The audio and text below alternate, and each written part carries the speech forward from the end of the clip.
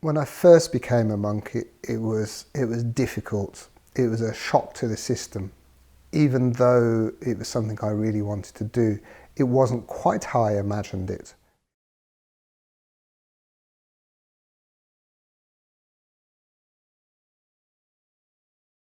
And the two old lamas in my local Buddhist centre in Birmingham, these two Palpung lamas, they would train us, me and there's another monk, another nun, that we took the precepts at the same time. So they would train us, and quite, perhaps in the old-fashioned way of Tibet. So quite hard training, especially learning the Tibetan. And this was quite a shock. Anyway, when I was at art school, it's all very easy. There wasn't really any learning by rote or anything like that. So just learning how to learn again was a shock. And then, being celibate and giving up the, alcohol and trying to be mindful not to purposely lie and all this sort of thing. And just having to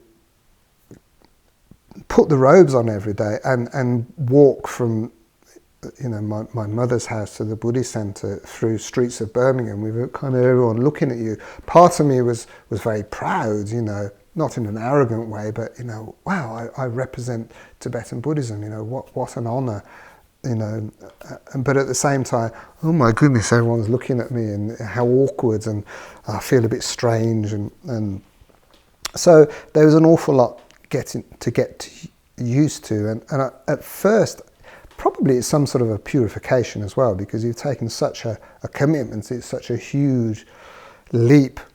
They say that if you have a monk or a nun in your family, then it will purify a lot of bad karma, not just for yourself, but for your whole family. And it's like it lifts your whole family up, because of your commitment.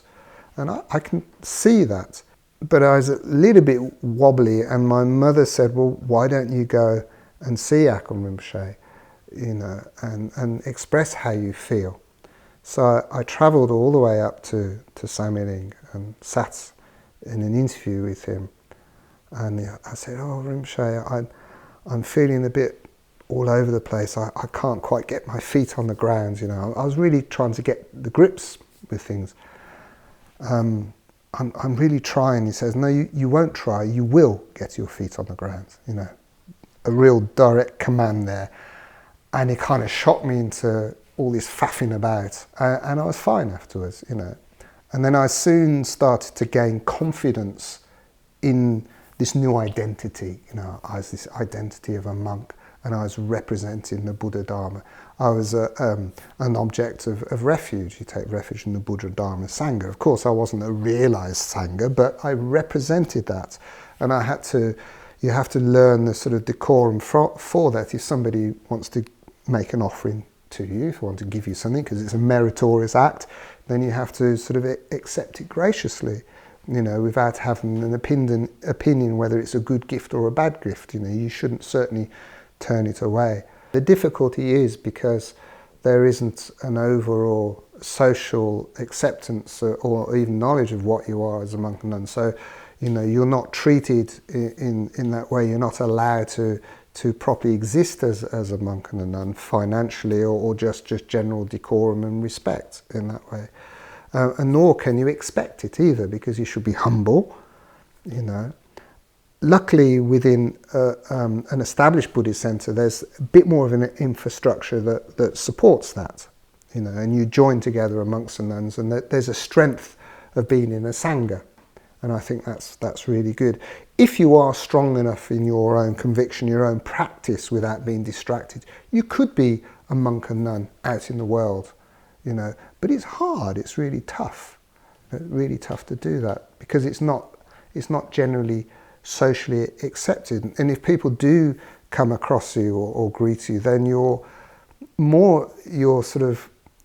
they're interested in you more of a novelty, You know, it's like, oh, how unusual, he's a monk or a nun, you know. It's more of a novelty, you know, novelties wear off. How many times I heard it saying, oh yes, it's cool, it's really cool, you know, it's fashionable to be Buddhist. It's always fashionable to be Buddhist. A fashion comes in fashion, it goes out of fashion. You know, for me, Dharma in the West has just grown and grown and grown and grown and grown. You know, it's not just a fad, it's not just a fashion. It's actually helping people. It's actually, you know, becoming very established and you know, well honed, and the practitioners as well are, you know, becoming more established and more well honed. I had a dream that, and of course we shouldn't read too much into dreams, but this one was quite significant. And the dream was walking down a road in India, and I was walking with some lamas, and I passed this ascetic on the road. He's like a yogi sitting there, and he had this very rough cotton robe around him. And I stopped, and he reached out, and he felt the quality of my nice, posh, you know, beautiful robes, which I did dress quite snappy as a monk. You know, I liked my robes. I used to make the robes. And in the dream, we agreed to swap robes. And for me, when he handed me this sort of rough, earthy robe, it sort of symbolized sort of something more real, something more down to earth. I think for me personally, I was almost too good at being a monk in some ways. Perhaps my fault was a little bit proud. You know, it was easy to be a bit arrogant. You know, there's a certain confidence. You have a big confidence that isn't always good. You know, it's one can get carried away. And so this dream was like that. You know, to swap the safety of these robes to something a bit more earthy and down to earth. And I was very happy with these in the dream, and he was very happy with the fine quality, you know, that he put on. But it was a very difficult decision to stop being a monk. I think it was a harder decision to stop being a monk than actually when I became a monk, because you're already set in your way. You already have a very strong identity. But there came a point where, you know, I had to leave, and through myself, really is a good test of being, you know, thrown into samsara, and a good test of really what you have been practicing all those years, sitting on your fluffy meditation cushion. You know, it's time to actually put it into practice, and that's hard. You know, I took myself to London. I thought, well, what am I going to do? You know, I've stopped being a monk. What am I going to do? What career could I possibly do? My CV is been in a monastery for 17 years. Okay, I did a 4-year retreat. You know, is that something I can write in the CV? Okay, he might be patient. He might know how to get on with others.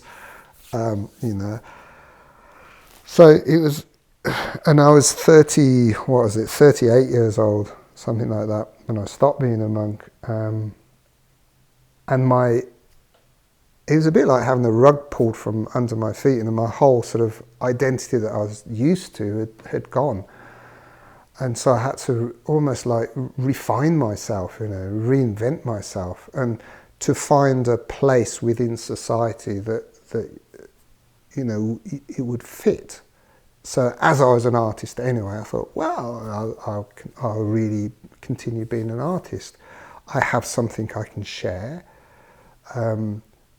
If I'm able to put into it, communicate my own experience, that which I'd learnt, that which I'd experienced as Dharma truths, if I can communicate that through calligraphy or through, you know, iconography in that way that people can see, and perhaps like a window into something they can understand and help lift them, or you know, be thought-provoking, then I've done a good job. So this was my quest. And at the same time, yes, you can sell for some money, and I can feed myself and pay my rent and all the normal basics of life. You know, we have to, if we're out in the world, then we have to be responsible out in the world and you know, pay the way.